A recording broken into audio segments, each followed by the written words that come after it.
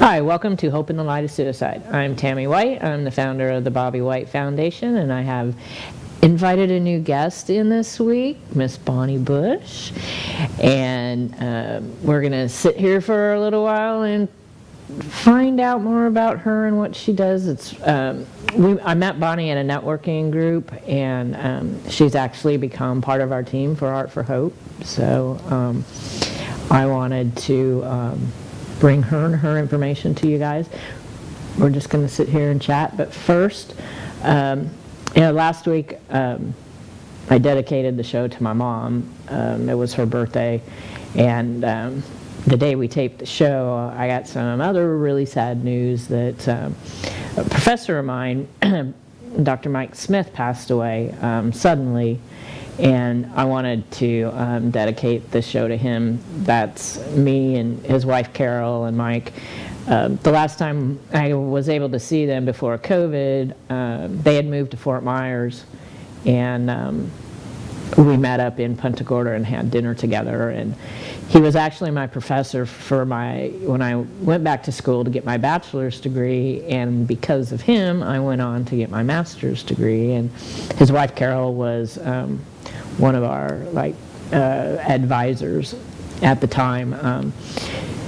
Pasco Hernando State College was Pasco Hernando Community College at the time, and a lot of the major universities around the Tampa Bay area had satellite campuses at the junior college or local college, and it was Hodges University that he worked for, and that's where I ended up going and getting my degrees. And he really taught me a lot about speaking in front of people, and one of those really good mentors turned friend, and that really helped me, that I wouldn't have thought that back I think 2008 to 2012, 14, that I'd be using the skills that I learned from going back to school to what I'm doing now with the show and the foundation. And I just really want to thank him and his wife. I remember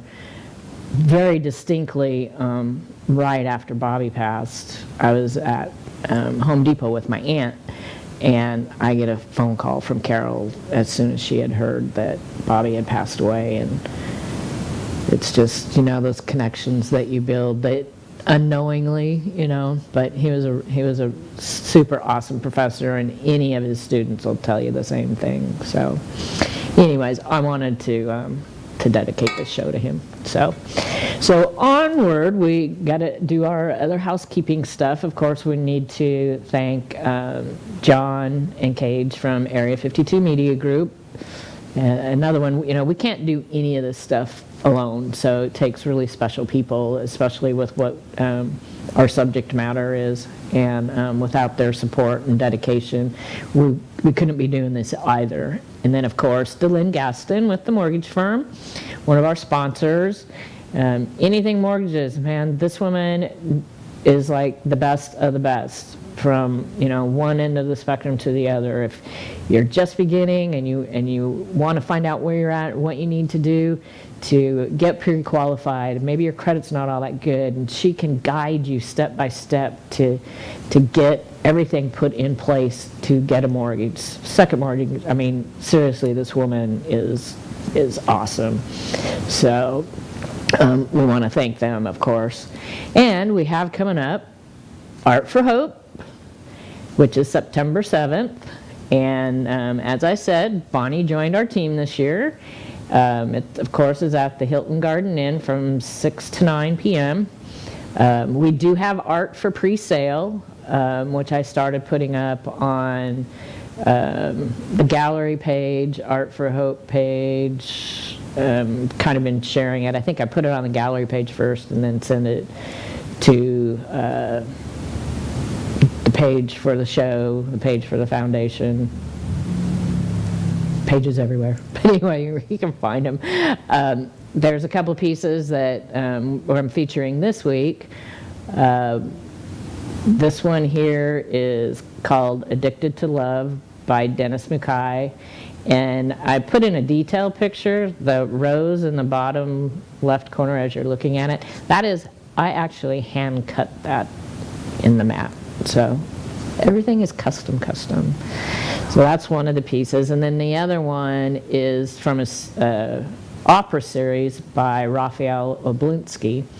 This is one of the pieces also that's available. Both these pieces are serigraphs, limited editions.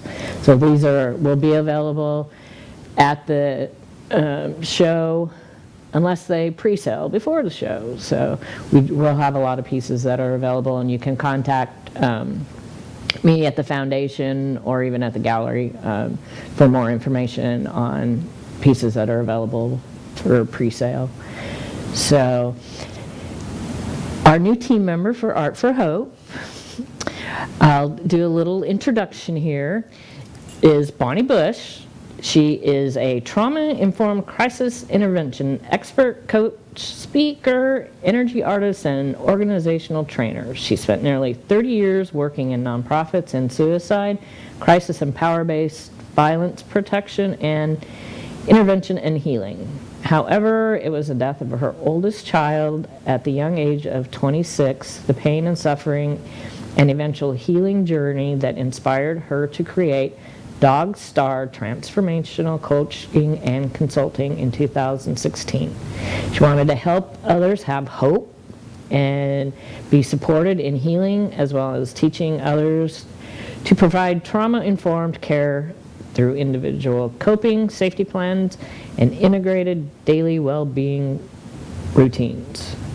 When she's not working, she likes spending time with her daughter and granddaughter, growing herbs, spending time in nature, especially the salt water, which we have plenty around here.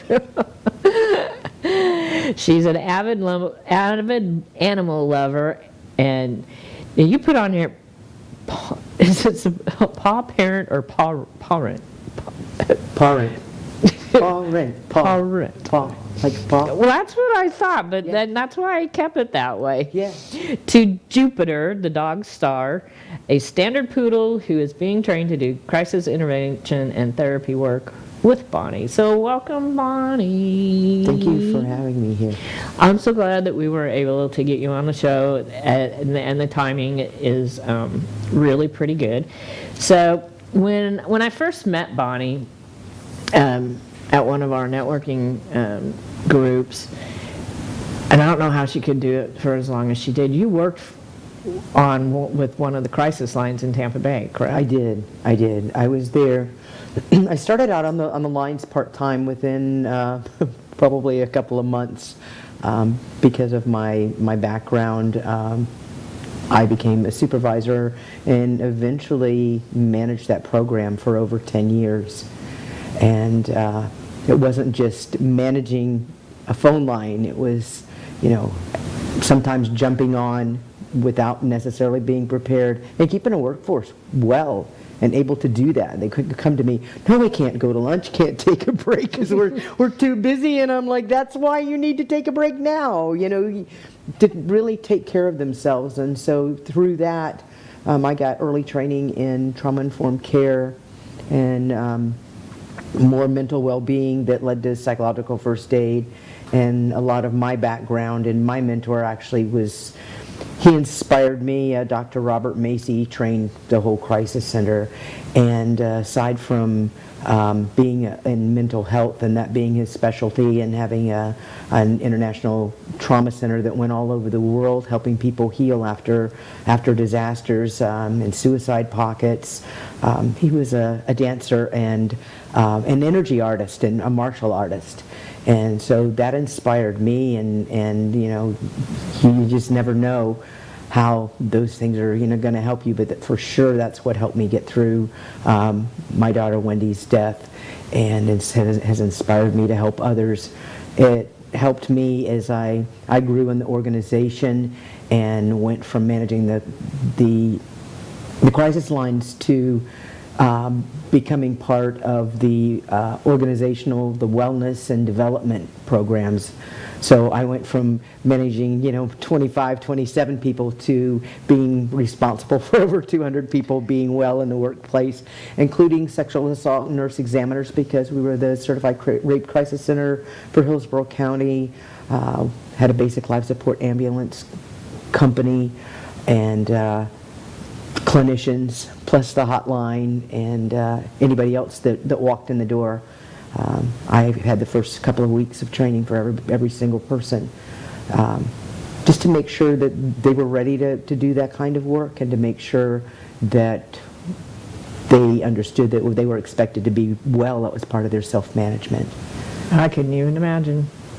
Yeah. I can't imagine. I mean, it's hard enough just on a daily basis for me, let alone working a crisis line, keeping yourself healthy, and making sure that everybody around you, as your team grew, as the experience got more, that's a lot.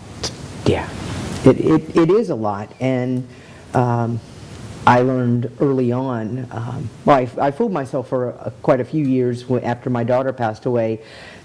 People talk about addictions, and sometimes we don't identify them very well. Right. Because my addiction was watching Rays baseball every single night for 4 years.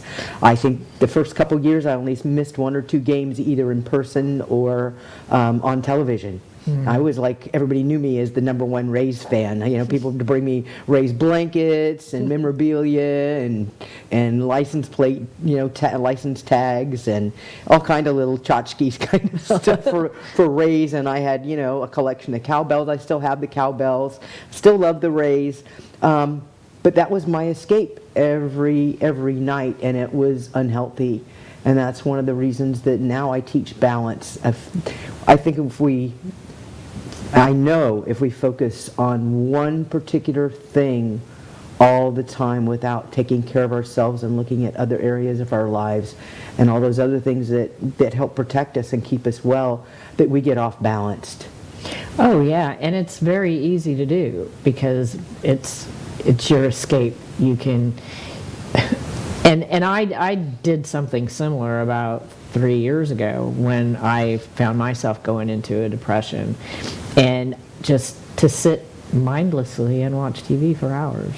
Yeah. I mean, it's just mindlessly, because it gets you can still sit there and watch something, but it blocks out all the rest that's going on in your brain that seems like it's driving you crazy, and you can just sit there so mindlessly, and it's easy to get into that, and it can be much harder to get out, depending on who you are and how you relate to different situations. Fortunately for me, about 5 months into it, I recognized what I was doing, and a couple of the other things that were happening, such as, which is really important, I started eating more processed foods, which we didn't do, and that just fed into it, and it does it immediately. It just feeds right into that.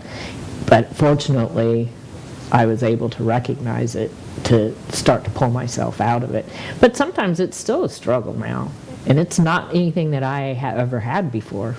Yeah, it happens, and it's really interesting, because when you recognize that you're doing these things, and society makes us feel shamed for doing these things, but yet at the same time it nurtures the Netflix binge watching, for instance, or watching the news every night at 6. I know I grew up with that, or reading the paper every single morning, and that's not my practice at all.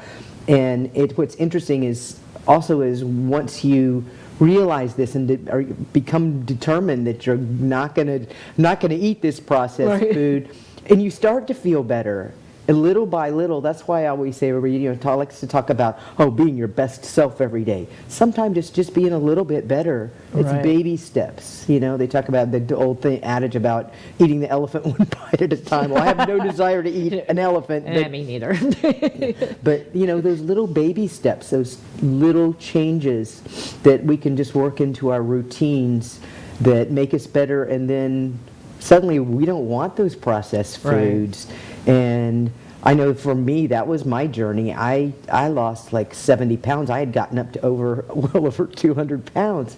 And I'd always been active and athletic. And that's another thing that happens sometimes in grief too. And when we just become disembodied and we don't do anything active. We sit and we watch TV or baseball or whatever it is. We're like tunnel vision. And we don't move our bodies, and that helps move, the trauma out of our bodies. It helps shake off that energy, but it's so easy to just get stuck in that, and people don't realize it, and then people feel ashamed that that's happened to them. Right. It took me a long time to say, hey, I was addicted to baseball, and really to be able to say that's what it is. Right.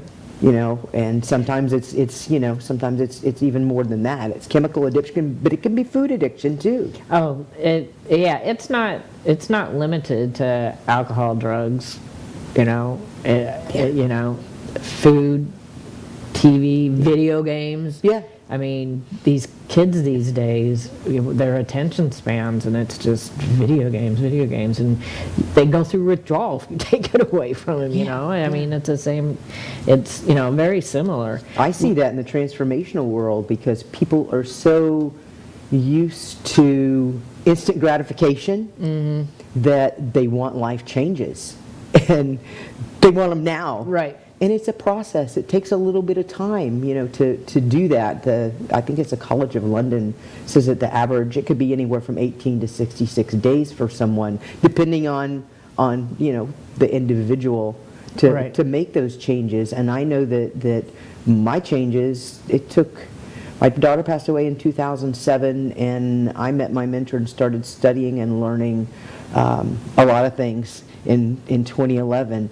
And things really started taking hold. I didn't start my business until 2016, but I could look back and see that path of gradual change and things that had made me a better person, and actually get back into my body, lose some weight, eat healthier.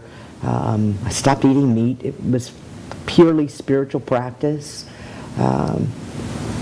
I hardly ever drink anymore, a glass of wine, beer here and there, It's a process. And I think that again, you mentioned with your mentor and your professor, we're herd animals. We're made to help each other, right, and to do that. But so often we end up isolating, or people end up, it's almost like they seem to self-select being isolated, but it's not that they self-select doing that so much as people don't know what to say around them. Right.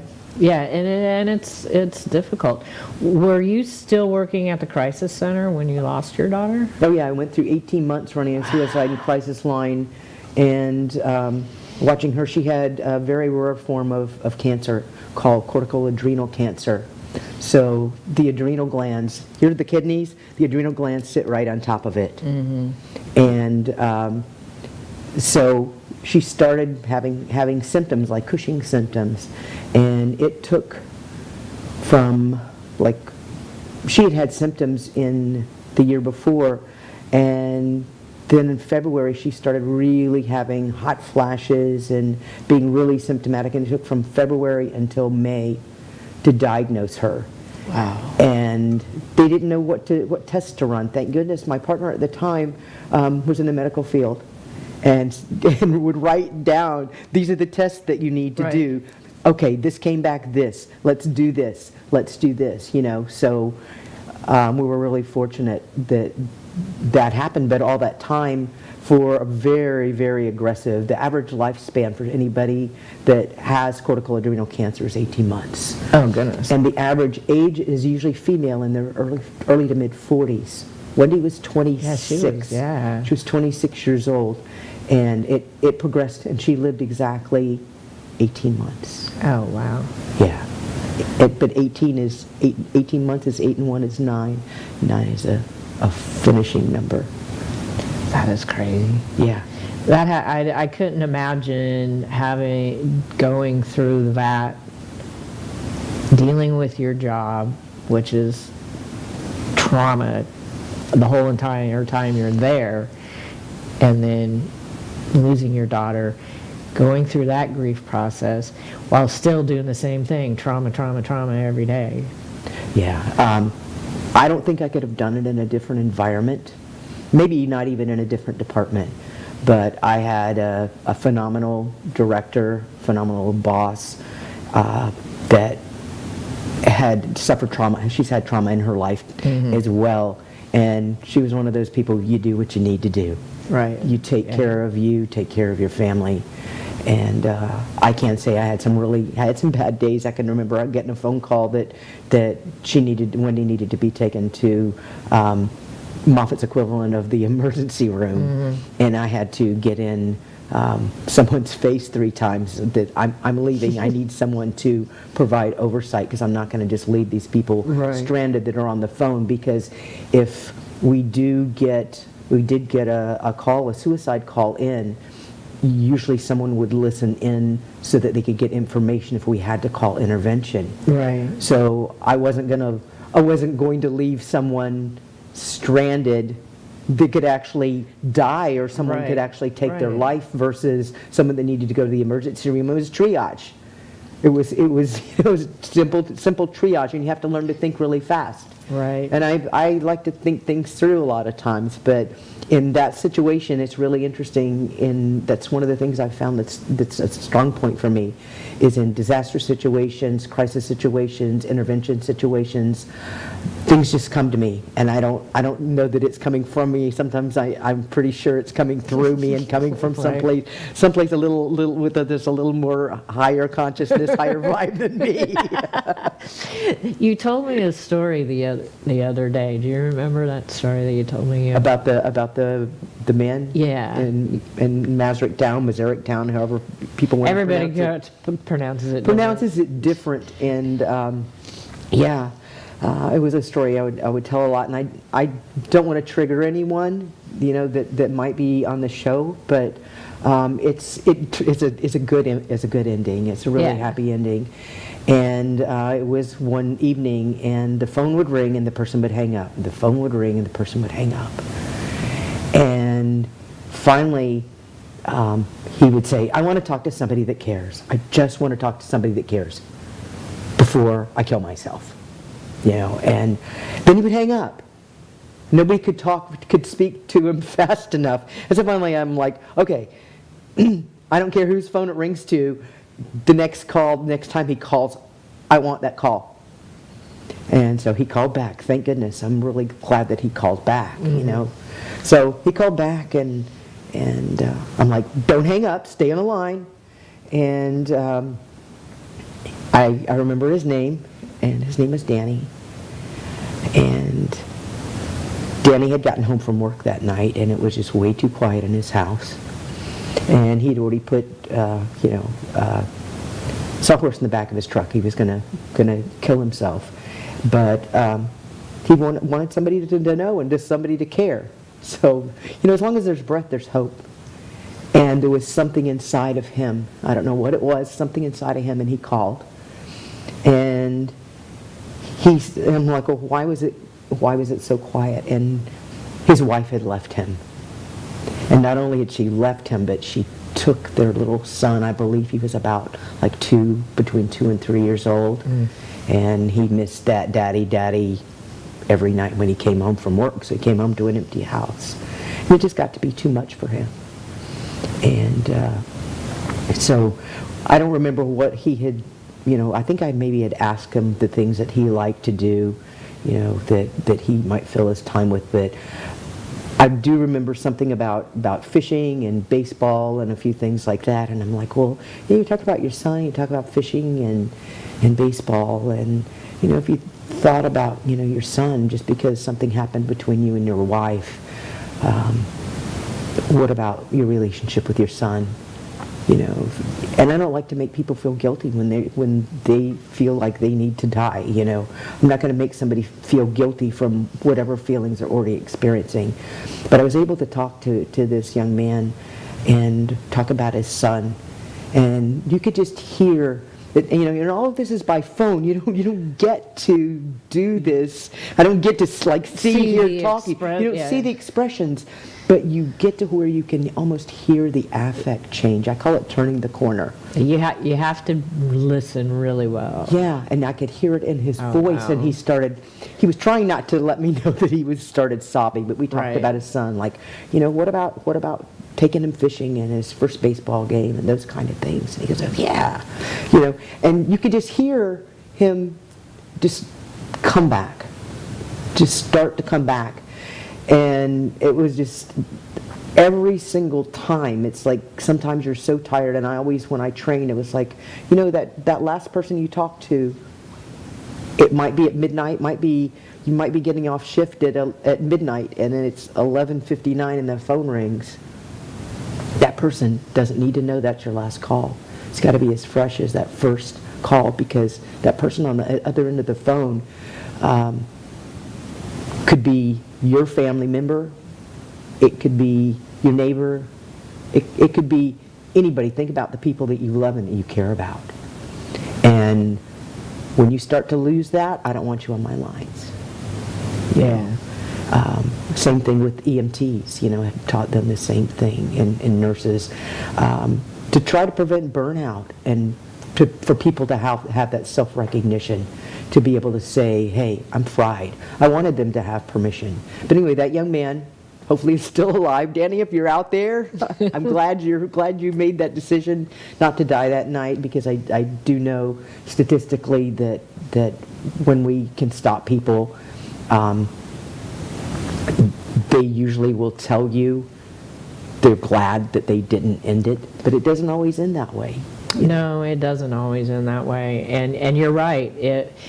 If you can stop it before it happens, and even those that have attempted and failed, which is a really awful term to use, they also say the same thing, that they were glad that they didn't go through with it. Yeah. That it was a mistake. Yeah. So if we can, get them to that part, and timing is everything. Yeah. Especially at those critical points, especially when you're on the crisis line, or even you guys out there. It's the same. It's the same. You just be there, talk, and it's not a long period of time. It can be. Sometimes it can be a long period of time, but it can be a short period of time to just get them past that. Yeah. That whatever is pulling them in. It does work. It can work. Yeah. Get them out of their environment. What do you like to do? Mm-hmm. Even if it's something you hate doing, do it. Or I always tell people, never leave anybody that you even suspect that might be suicidal, to leave them alone. And don't be afraid to ask. Directly ask. A lot of people say, well, are you thinking of hurting yourself? And they'll go like, no. They're thinking of killing themselves. We have to be very direct. You have to be direct. Yeah, direct. We tell people that all the time, And don't be afraid to be direct, even if you're wrong. Yeah. Because, and we say it all the time, I'd rather have somebody pissed off at me than have to go to their funeral. Yeah. Yeah. I would rather them say, you're crazy, what are you thinking? Why would you think I would do that? I would rather have that happen than to miss it and to go to their funeral, because it happens. Yeah. And if we're not direct, and it's going to fall through the cracks at times, because unfortunately those that are intent on taking their lives, sometimes we're not going to stop it. Yeah. And that's something that's too, it kind of plays into the stigma a little bit. I should have been able to stop it. I should have been able to see it. I should have this, I should have that. And you can't go and do those shoulda, woulda, couldas, because more than likely it wouldn't have made a difference anyways. Even the people that work in suicidology and traumatology that work in the field, they'll go back and forth on, are there signs? You can teach people all the signs. The one that people miss a lot is when someone, after being kind of down and depressed, they all of a sudden seem happier and have more joy. And people miss that a lot of times. Well, yeah, because they think that they've come out of it. They're gonna be okay. Which oftentimes they've made that decision. Yeah. And the reason that they're in that, it's almost like a euphoria because they know what they're gonna do, that soon this is all gonna be over. Yeah. And that's the reason for this happiness, and everything seems all right, like how they used to be. And that's a hard one to get, too. It really is. And if they're intent, like you said, if they're really intent on doing that, even when they're questioned a lot of times, you're going to be lied to. And so that's when we try to keep a close eye, but we have life, and just sometimes we miss it.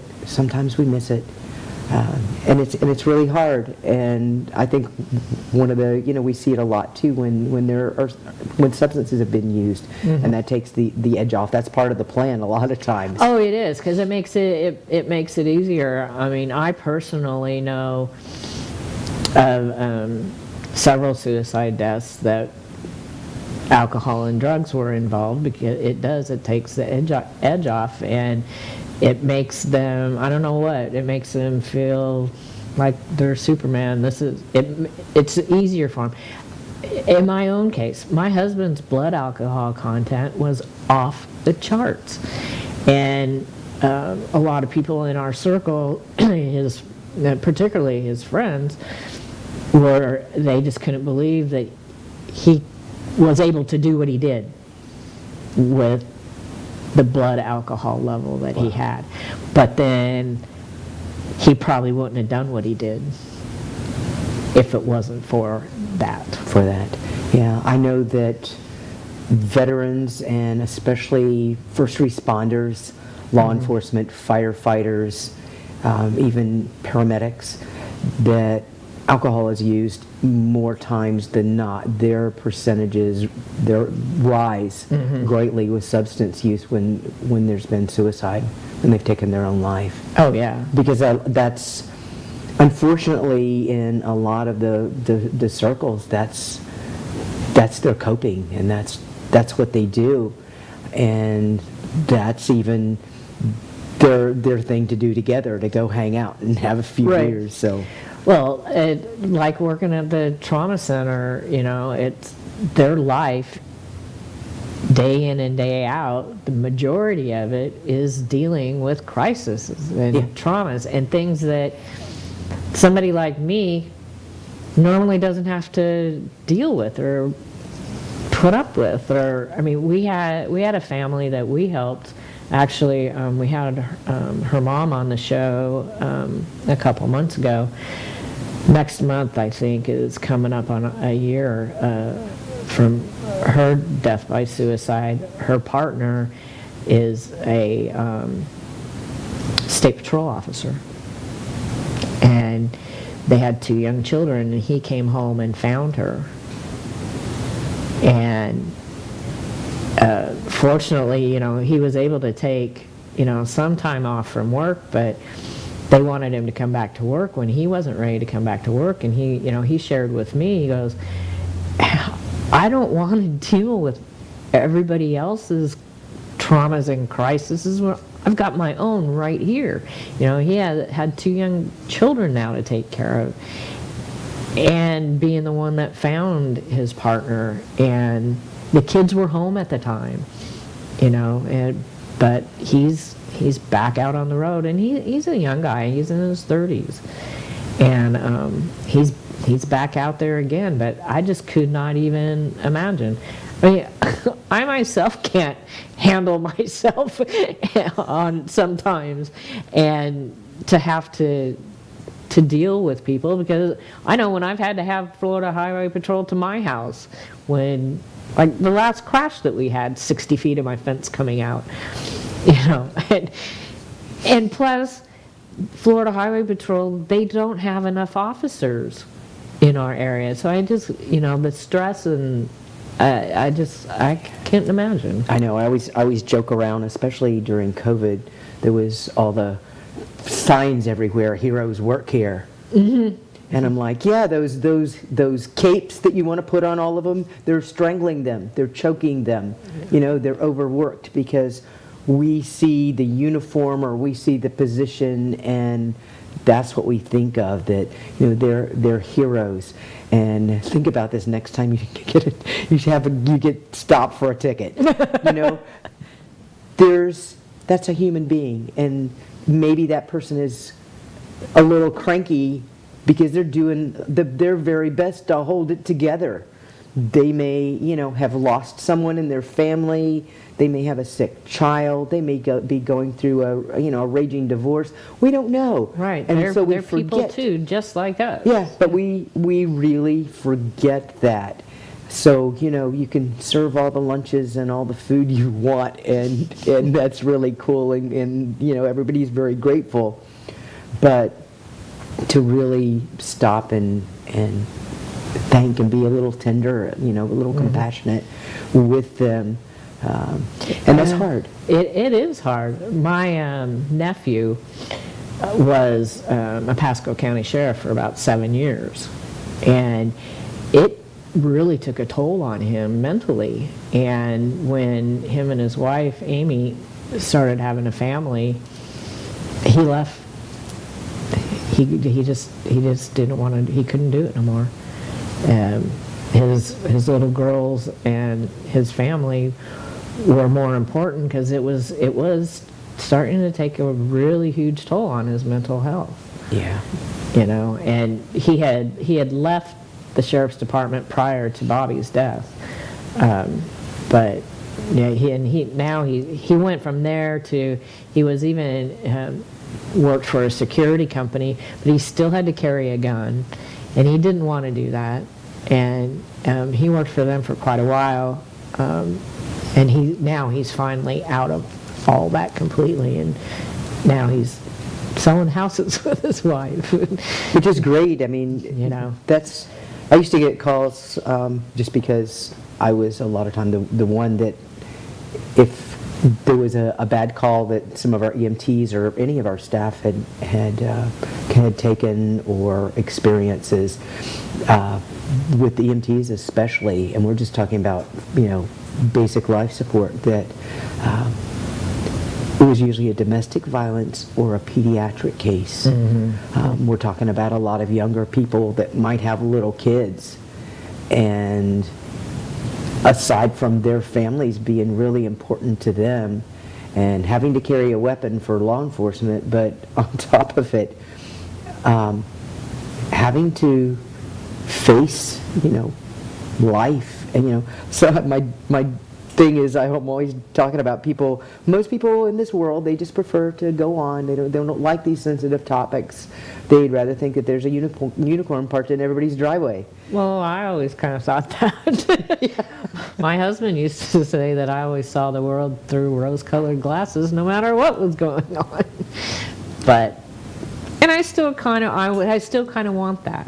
But you get the seriousness of life with it, and it's good and it's really, really bad parts. Well, I think the way to keep both for me has been to just be very aware and to pay attention. I'm a people watcher, and just to pay attention and to be able to ask someone, "Are you okay?"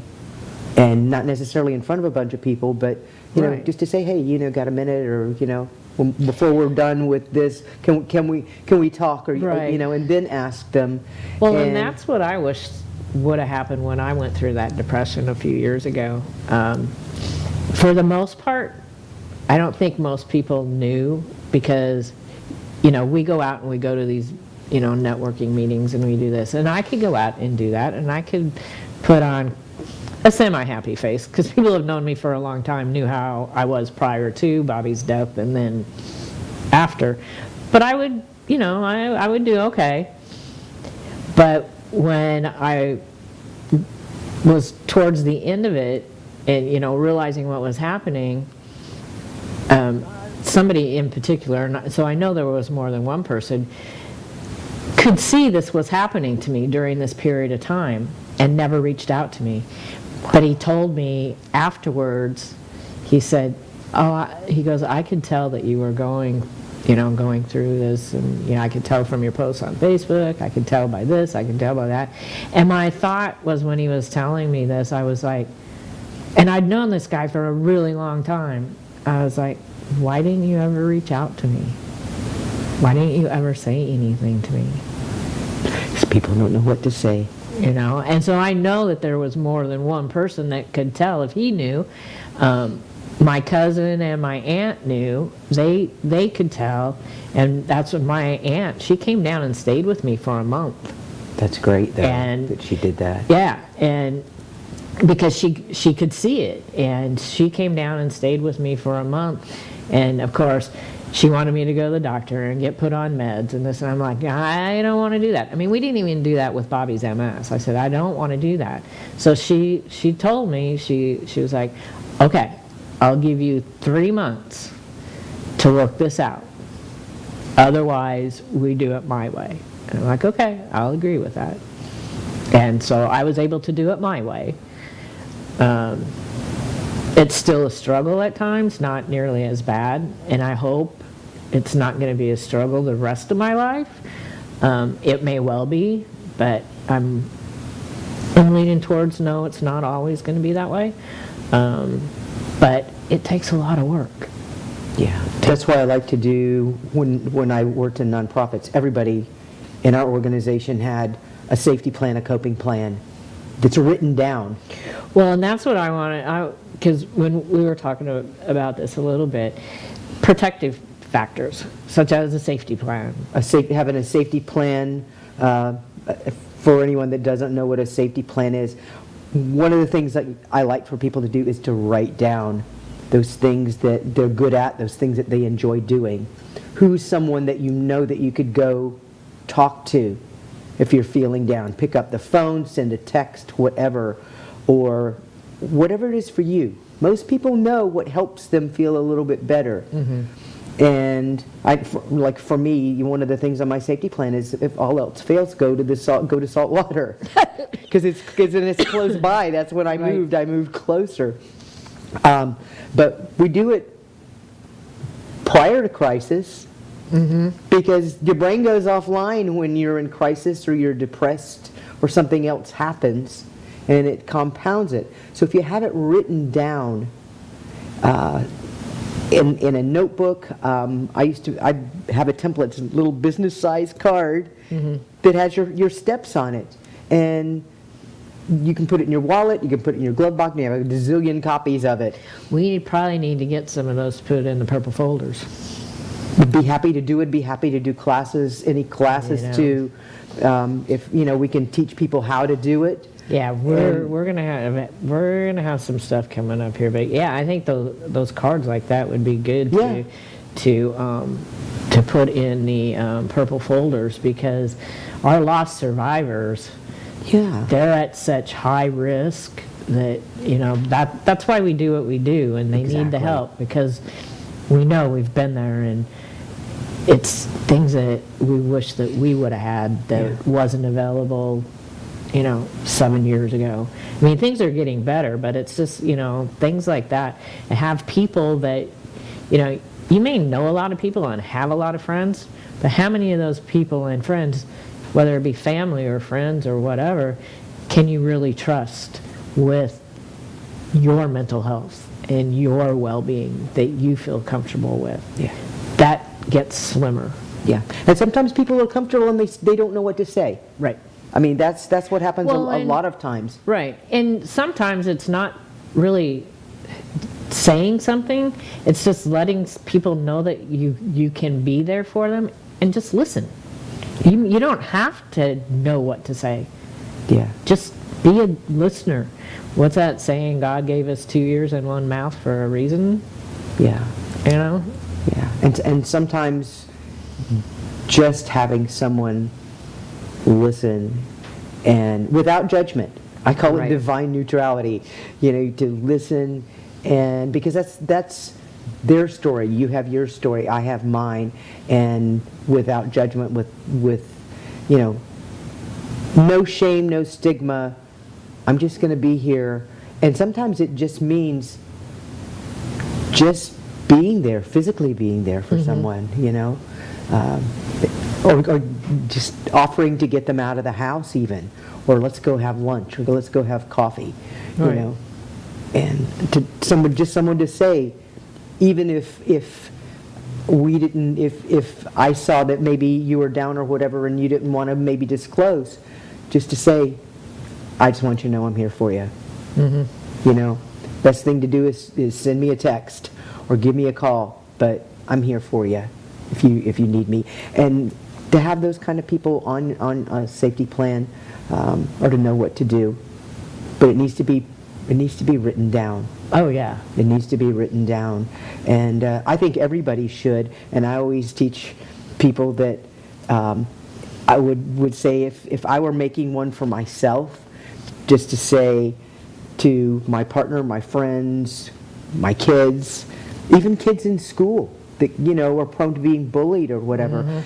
I'm doing this. This is my project. I want to share with you that these are the things that are on my plan. And I think it would be really cool if you ever need me, if we made a plan for you, and maybe you're going to need it, maybe you're not, but I'd rather have it. That would be something really cool especially at the beginning of the school year right now. Yeah. If there's a kid out there that could just do that, just start something on your own, Yeah.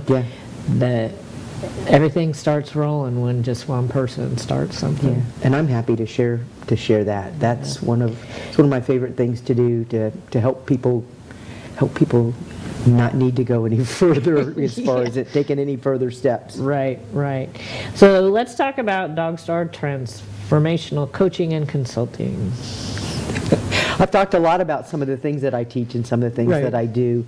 I have a passion for people. I think I've been a helper most of my life. Unfortunately, I was a people pleaser, and everything didn't always go perfectly well for me.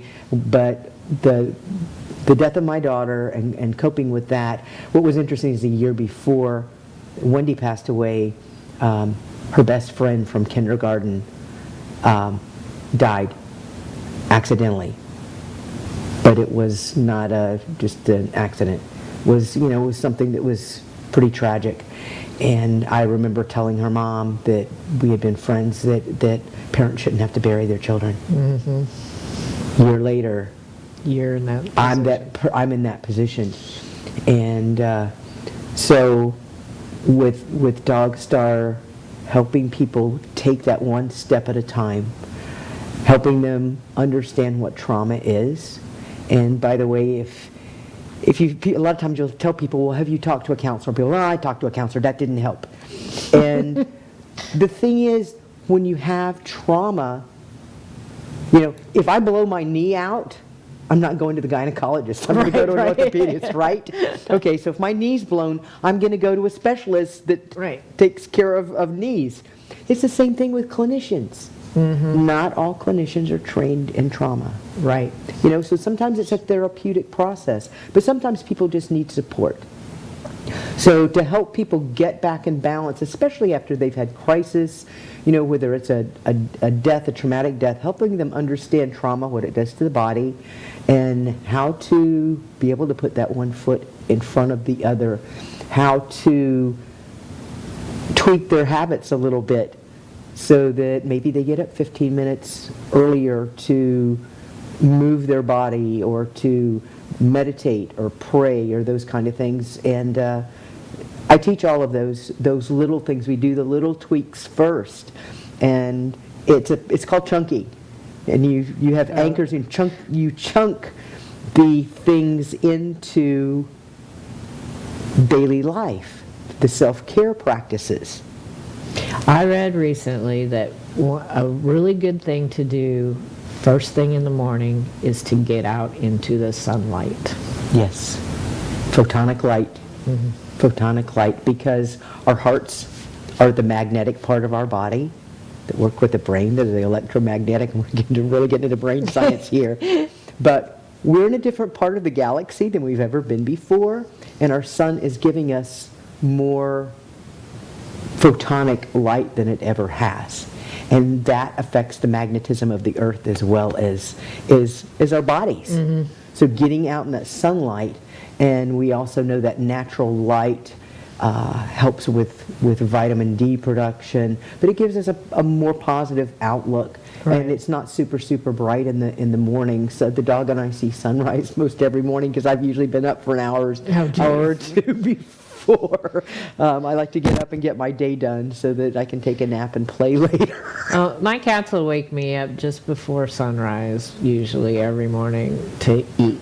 And it's just like, really? And the thing is, I have to get up because even if I say, oh, just give me 20 minutes, they're going to be there bugging me for 20 minutes. Yeah. And that's not going to be restful. Yeah. Yeah. But all of those things, you know, like the cats, meditation, talking about protective factors and the things that you're good at and keeping that balance. So if you're not living intentionally, you're living the hamster wheel, 40-40-40 life. And a lot of people have a lot of regrets. They look back. I mean, it's what, August now? Almost mid-August. Yeah. And you know, it's like how many people had things that they wanted to do back in January with their resolutions. I never make resolutions. I usually have something that I want to move toward, and I intend it. But by being more intentional with what you do every day, making sure that you have some work and some play, you tend to eat better food.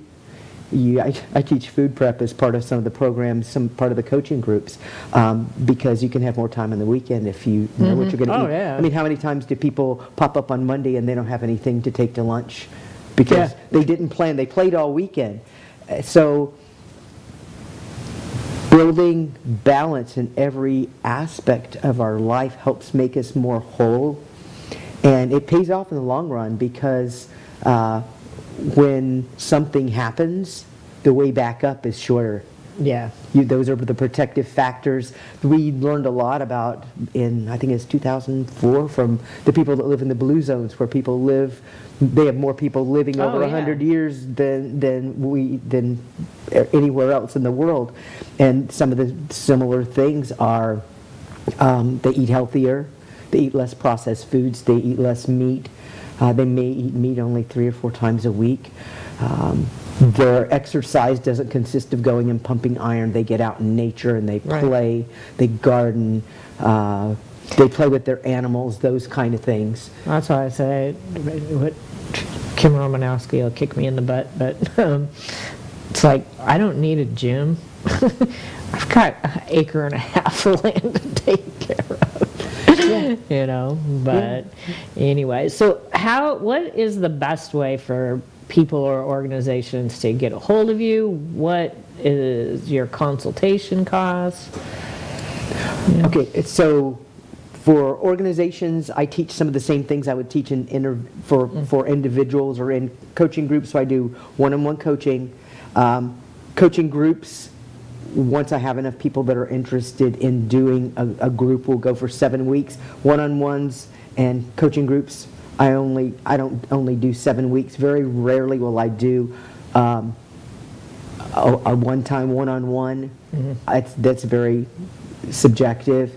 I like to work with somebody 7 weeks. I don't want to just give. There's enough information out there. Right. I want to actually have people have transformation and results. Consultations don't cost anything because it might not be a good fit to work with me, and I'm not going to charge someone to make that decision. Right. So one-on-ones, group coaching for organizations, I can help with training, some of the same trainings that I've done, trauma-informed care, mental health, psychological first aid, Okay. safety How's plans. the best way for them to get hold of you? Text. Okay. Text Bonnie, Yeah, text me. and they'll get all the information. I'm so glad that we were able to get you on here, man. You're just like a wealth of information, and a lot of things that we do and believe kind of like coincide with each other, so it's really kind of cool. Yeah. So I'm happy about that. One thing I forgot to do is to thank one of our sponsors for Art for Hope is Annie's Pet Sitting Service.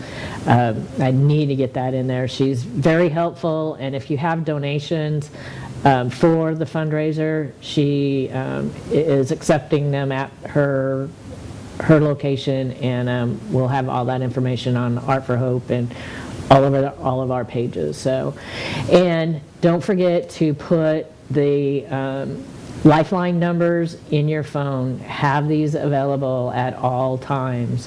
Whenever I go out and speak at any organizations, I make people take out their phones and put these in your phone. You never know when you're going to use them.